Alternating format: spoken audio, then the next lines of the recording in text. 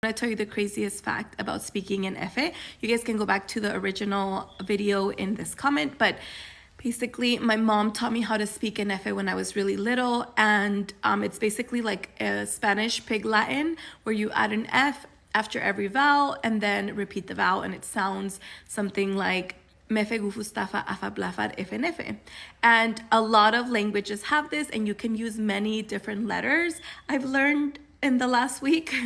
But my mom, this was like her identity. She would speak it all the time to us, and she was so good at it. She was so fast and like understood everything. Like it was just her. It was such a big part of her growing up. And then we grew up and she stopped using it as often, and so did we. But she had a stroke in 2019. Unfortunately, one of the things that was affected was her speech. And so she struggled to speak a lot, and she still does, even 5 years later. She struggles to say simple words like cilantro and onion. She can't think of the word that she's trying to say.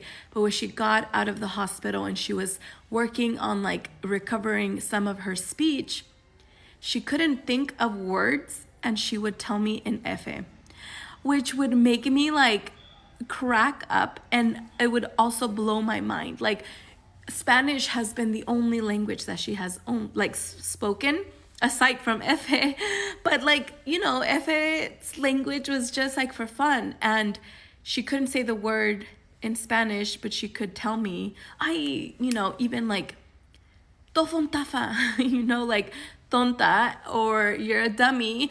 She would tell me in Efe, which she can't tell me in real, like Spanish, but she could tell me in Efe. I just thought that is the craziest thing. It just shows how crazy our brain is and like what it does.